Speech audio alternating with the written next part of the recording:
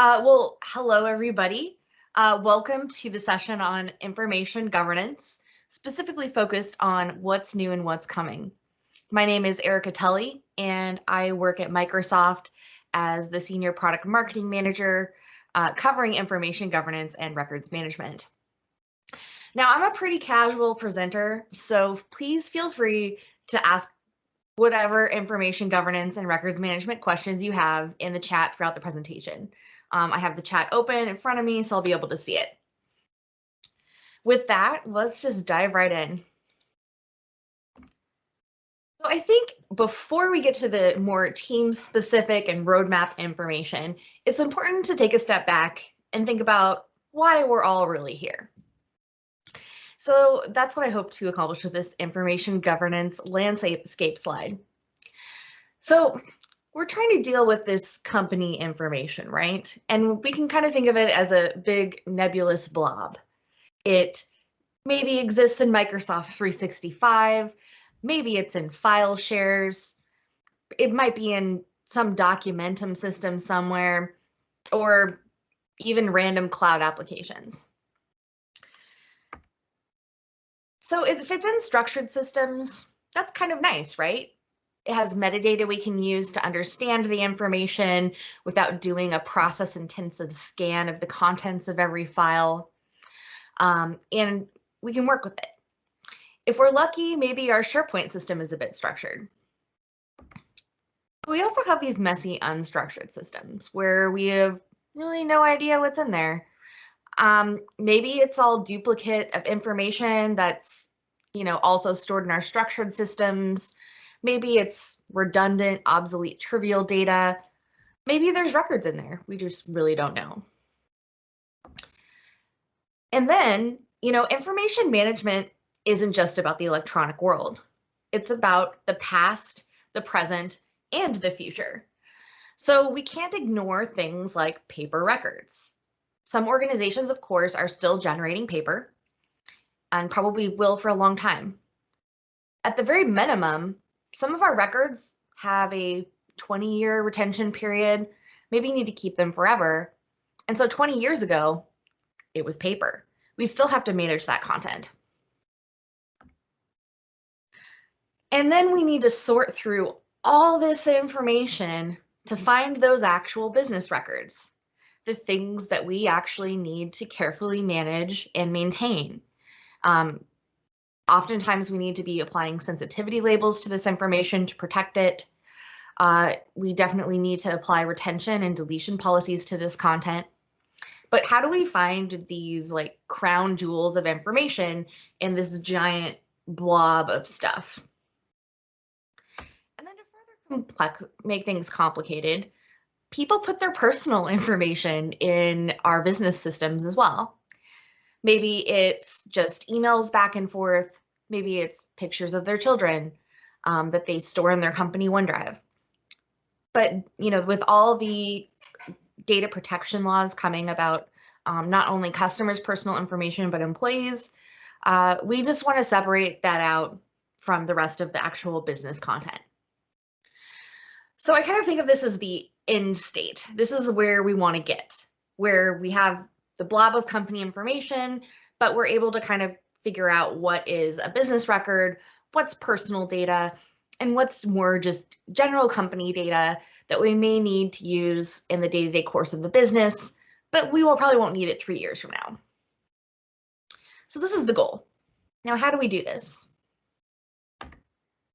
So, of course, the Microsoft Information Governance solution can help with this. So there's a couple things for people who aren't familiar with it that you should know. So first of all, we manage the content in place, which may not seem like some people question this decision when I first explain it, because content is in a bunch of different systems. Why would you manage it just in place in Microsoft 365? Well, the reason is because when your content's in Microsoft 365, we can apply artificial intelligence to help parse out what is business data, what is personal data, what is more general business versus a record. We can also protect it with all of the great security solutions you just heard about.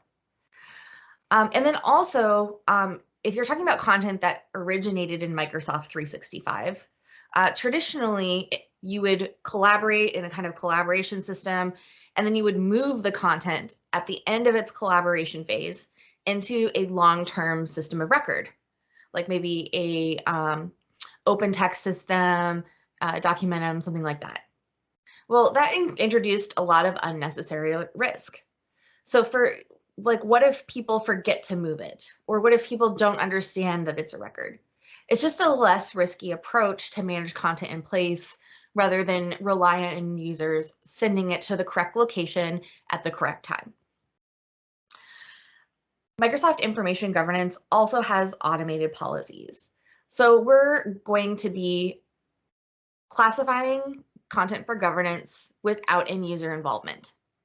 I have a slide coming up that goes through all the different automation options, because especially when you're dealing with something like Teams, which is bringing together chats, conversations, files into one user interface, you really need to rely on automation to properly apply the right policies, whether that's security, sensitive information policies, or retention policies at the right time. So then also, we have to make sure that this is defensible, because especially when you get into talking about managing things as records, if you're a highly regulated or government organization, you have legal obligations for managing your content. And it has to be defensible, meaning it could hold up in front of an auditor or a court of law. So we'll talk a little bit about how information governance meets that defensibility threshold. And then finally, a lot of people aren't aware that we have a suite of pre-built data connectors in Microsoft 365 in the Compliance Center. These were launched about a year ago, and we have connectors for many common systems. For example, when you're working in a financial services company, most countries have laws about how the day traders can work. You want to make sure they're not doing any insider trading.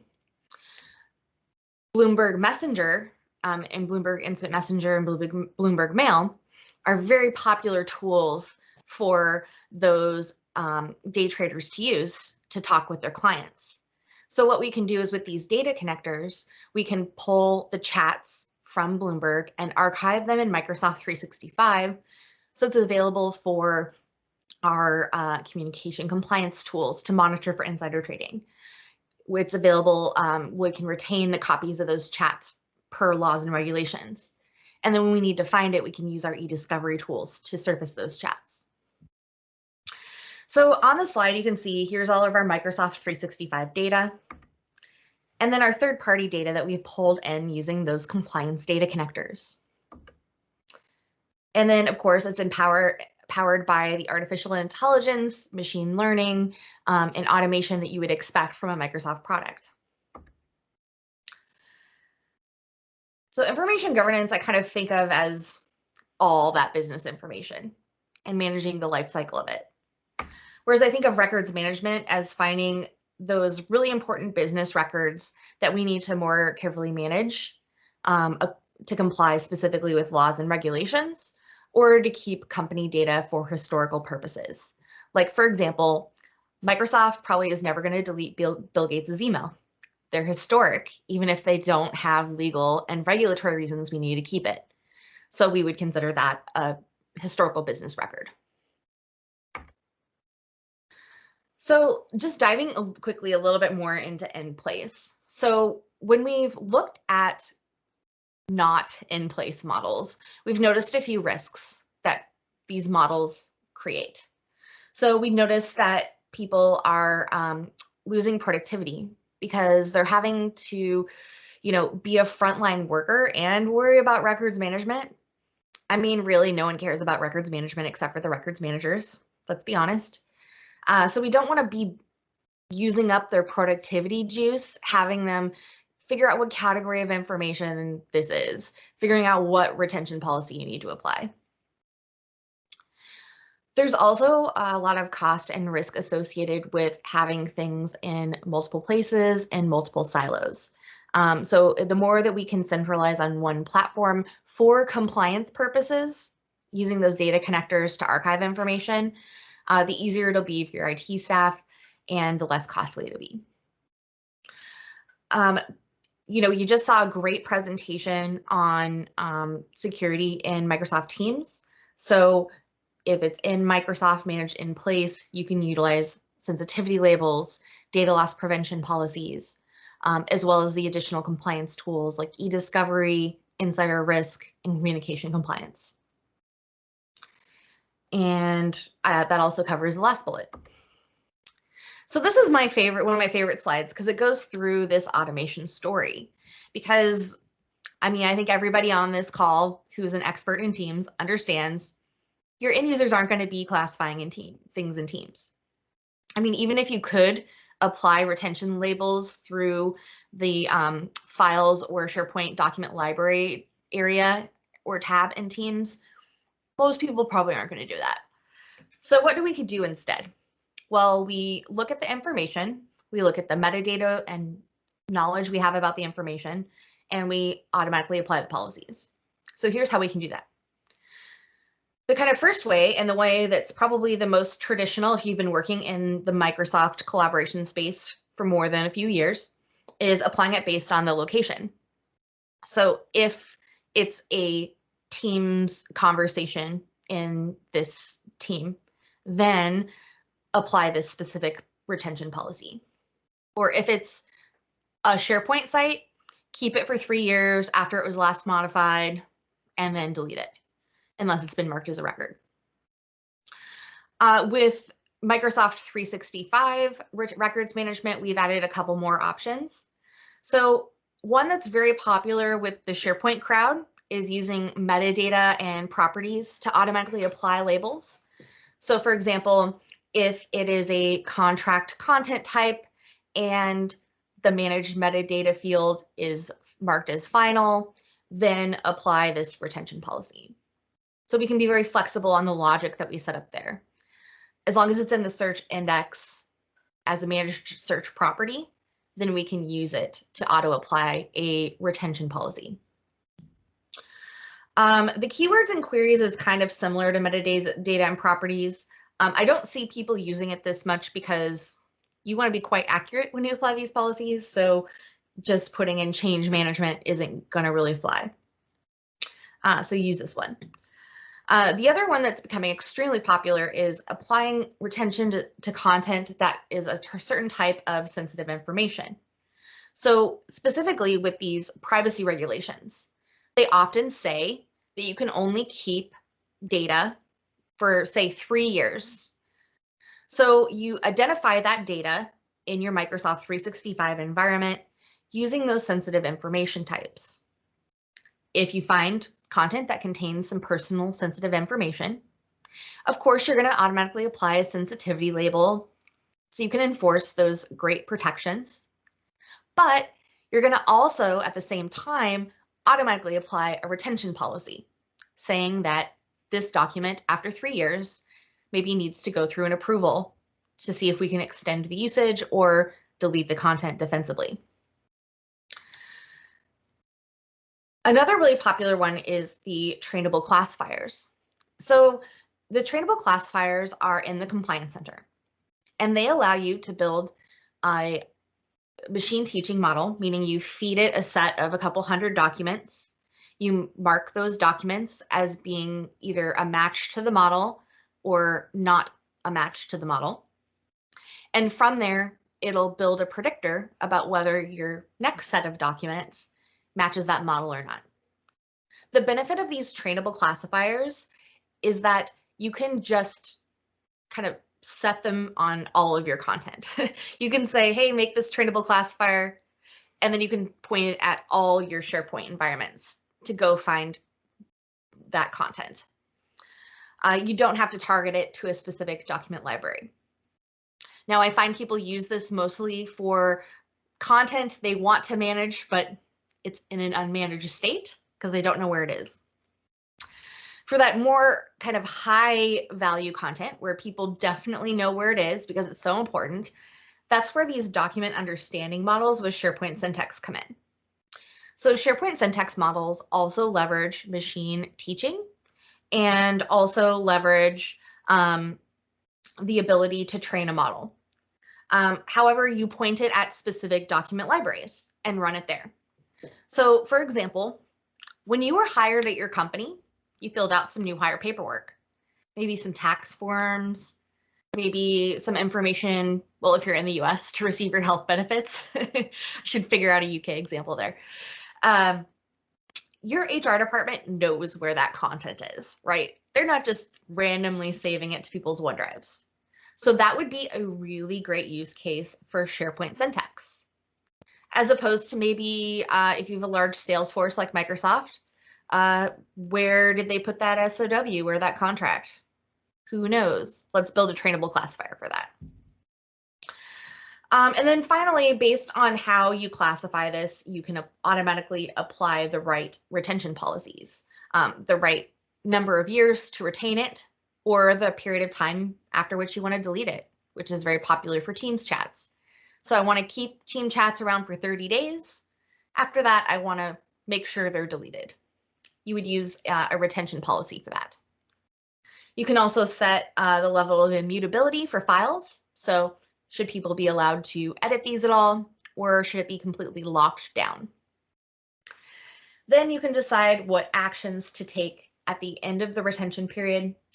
Do I retain it and make sure it's not deleted for 7 years and then just kind of leave it alone? I don't care what happens.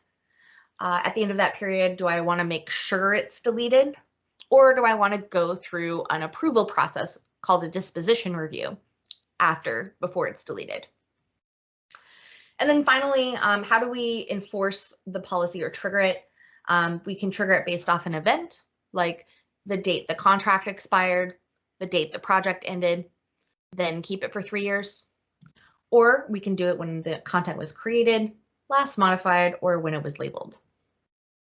So that was a fast and dirty overview of the functionality there in building retention policies.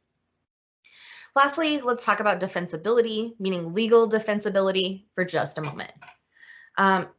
So many company policies or regulations require that you go through a review process before records are deleted. That's the really important crown jewel content. So we're able to manage that review process and then also prove that it was disposed. So prove that it was disposed. Why is that important? Well, one of my favorite stories is about Cambridge Analytica. Remember the big Facebook scandal where they were collecting data about people? Well, Facebook decided that app was abusive and they said, hey, we're kicking you off, delete all the customer data. Cambridge Analytica actually forged the certificate of destruction that they used to show Facebook to prove that content actually was deleted.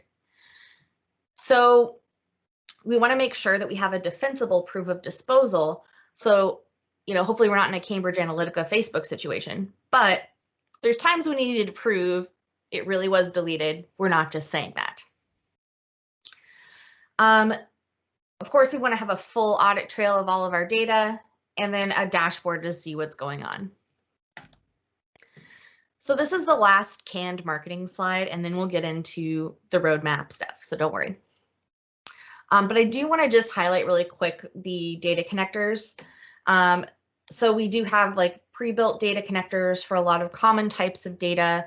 So if you have your legal teams or your records managers asking you who sits in IT, how do I manage my WhatsApp messages, my social media posts, Slack data, using Microsoft's tools, then you can look at these data connectors. All right, so then let's make this a little bit more specific to Teams. So this is my newest attempt at making a diagram to explain Teams retention. It seems to be, it's a topic that's a little bit complex. So, feel free to put any feedback in the chat about whether this diagram works or I should keep working on it. So the most important thing to know about Microsoft Teams when you're talking about compliance is that the Teams data is kind of in two places. So there's the user interface, and then there's the copy of the information, in many cases, that's actually stored for compliance purposes. Meaning it's this when you do let's say you're going to do a search, a compliance search, using content search, e-discovery, advanced e-discovery. When you do that search, you're actually searching on these compliance copies of the data. You're not searching the actual chats sitting here in my user interface in the meeting chat. So that's just an important thing to realize, because the chats will look a little different, right? So let's say in this meeting, we're using a chat, right? Because we're not having this meeting in a channel. So we're having these chats. If I was to share this PowerPoint presentation, that chat file is going to be stored in my OneDrive. The chats are going to be stored in everybody's Exchange email mailbox. It's a hidden folder that you as a user cannot access. Your admins could technically access it using some tools, some other admin tools, but they can't like delete it if it's under a retention policy or a legal hold.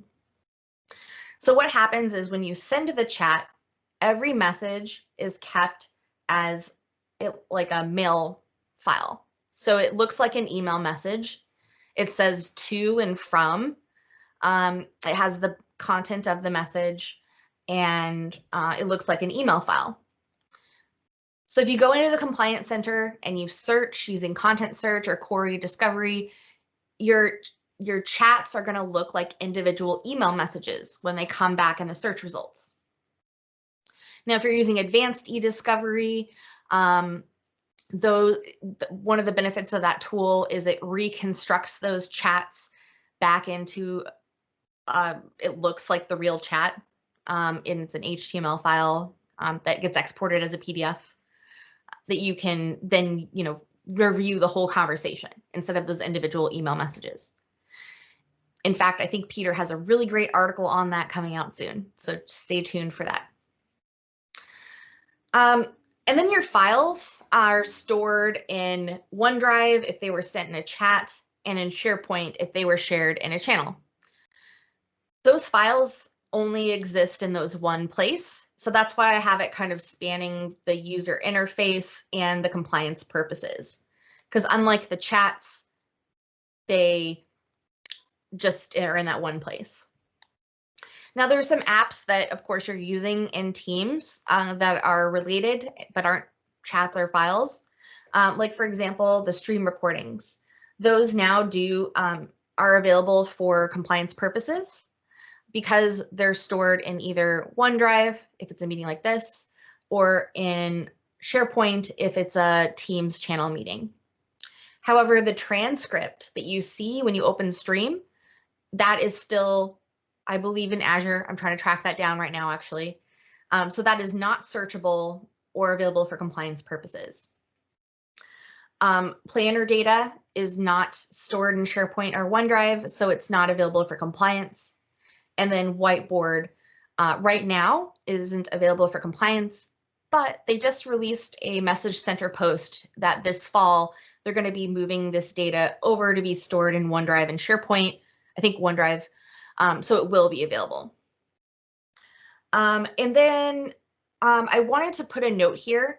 If you want to manage SharePoint files and it is a SharePoint site associated with a team, use the Microsoft 365 location when you're creating your retention policy to manage SharePoint files. Because a Microsoft 365 group is technically managing that SharePoint site, you need to choose this location.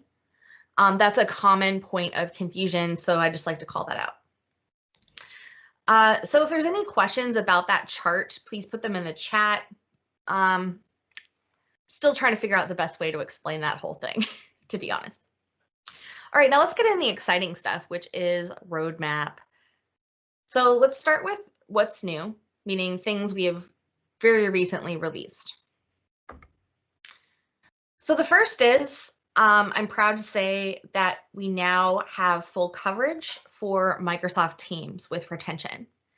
So that means your one-to-one chats, conversations, Teams private channels, woo. And then when they're released, we are ready to go with Teams Connect channels. Now I know that was recently pushed to fall, but the stuff on our side is ready to go. So as soon as those are released, you can manage them for retention purposes. And then of course, the meeting recordings. So specifically for private channels, that is in public preview, and it is literally rolling out now. We're expecting that to be fully saturated to all tenants by the end of May at the latest. And then, as I mentioned, Connect channels will be ready for retention right at launch. We went over the meeting recordings, but those are now available to be retained or to be deleted. That's another popular one. If you don't want to keep meeting recordings after 30 days, that's great. Create a retention policy to enforce that deletion. The other thing is, if you're in the US and you're dealing with the government clouds, the general availability of information governance and records management is rolling out now for Microsoft Teams retention. We also are currently rolling out the public preview of retention for Yammer messages. So a couple things to keep in mind. Your Yammer network must be in native mode. Native mode is basically a setting, a transition you have to make if you've been using Yammer a while, so that your Yammer content is stored similar to Teams, where your messages are in individual and group mailboxes, and the files are stored in SharePoint and OneDrive. So we can manage all the content in Yammer. So private messages, group messages or conversations, as well as the group files. Another thing is we recently released a new modern user experience for information governance and records management. And that is generally available in all government and commercial clouds. The big deal about this is we now meet the WCAG 2.1 compliance for accessibility. So this works with things like screen readers or systems that make the UI contrast more. And also, I think it's easier to understand and use, but you tell me what you think.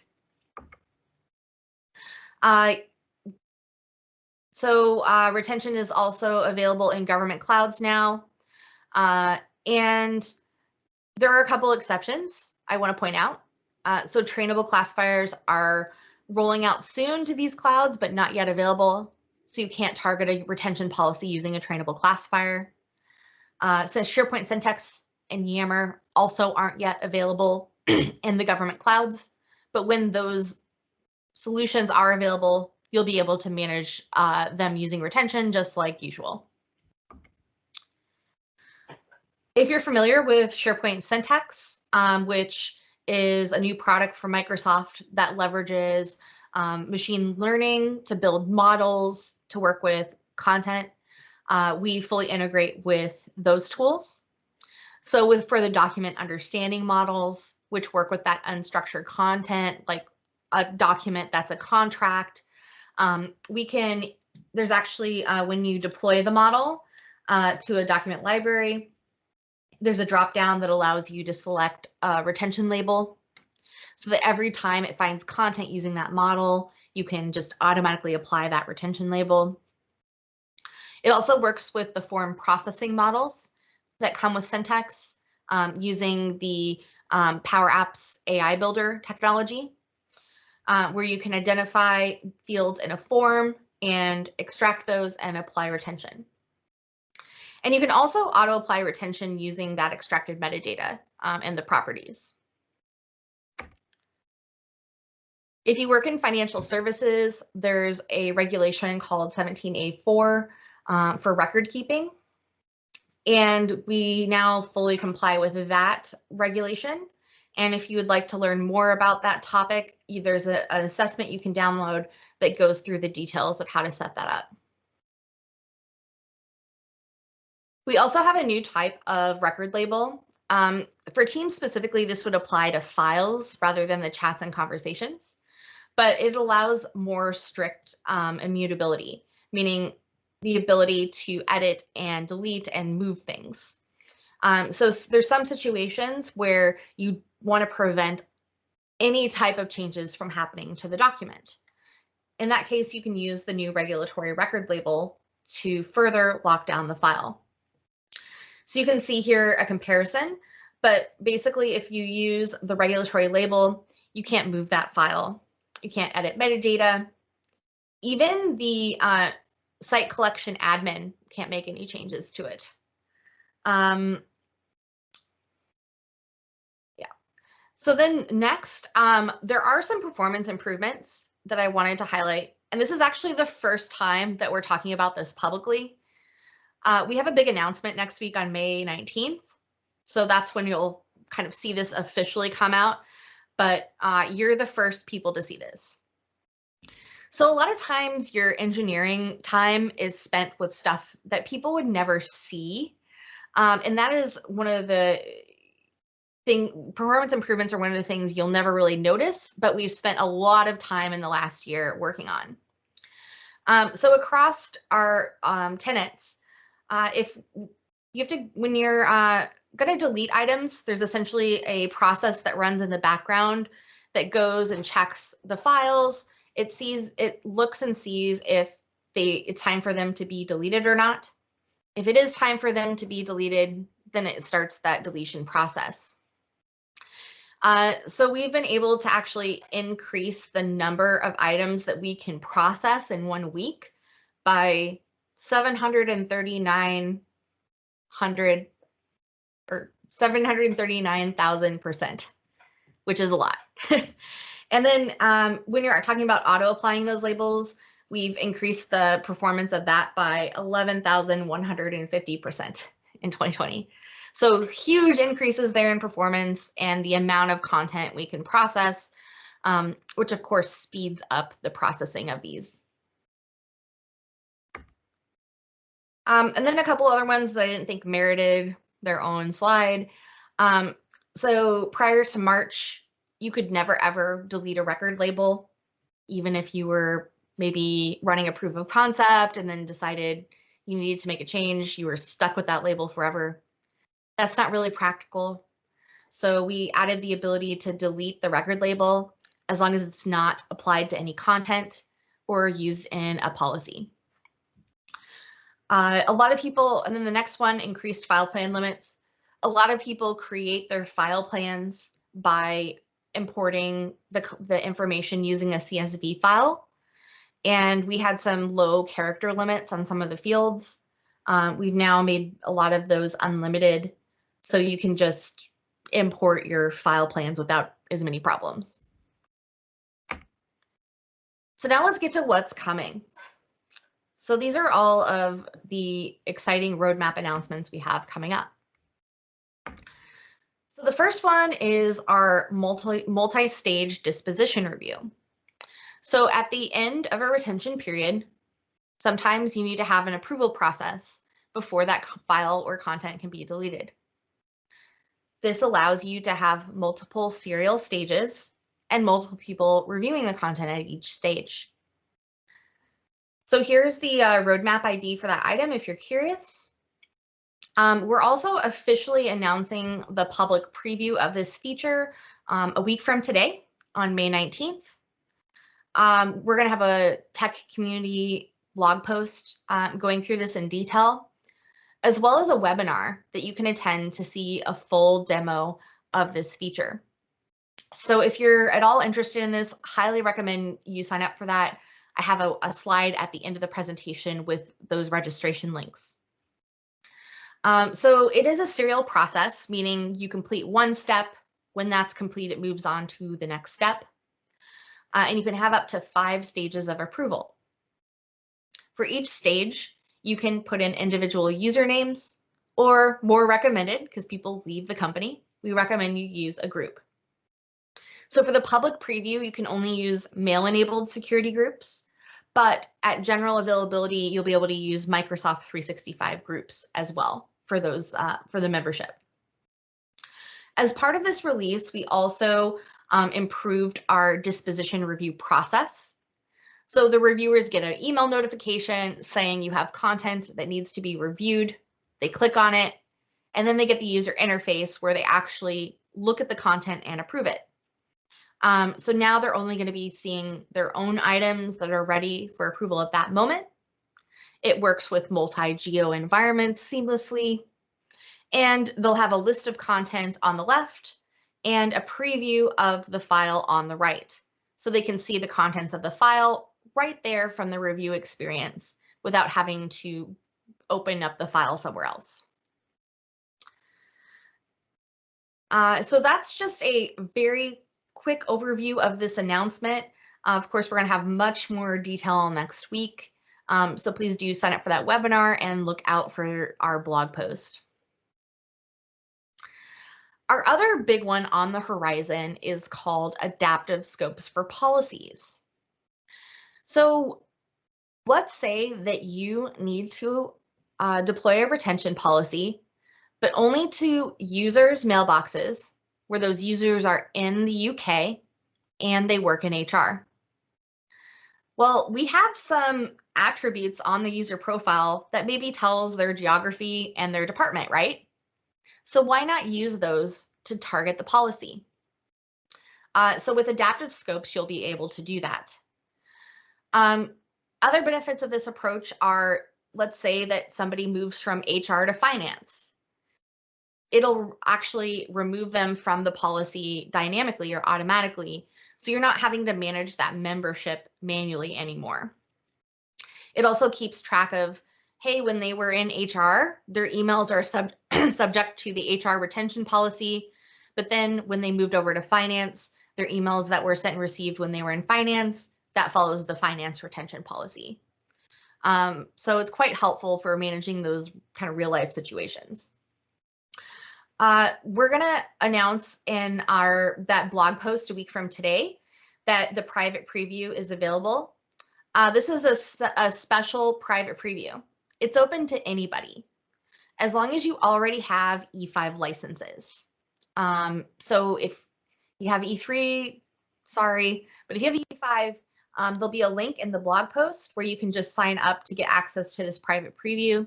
So you can try it and test it early and give feedback. It is a private preview, so there will be bugs. That's why we want you to help us find them in real life situations. And we might tweak the UI or certain features a bit before we release it during public preview. We're also going to give a full demo, including all the screenshots and everything during that May 19th webinar. So if you're interested in this feature, please stay tuned for 1 week from today for those details. We expect this to be pretty huge. It solves a lot of people's pain points.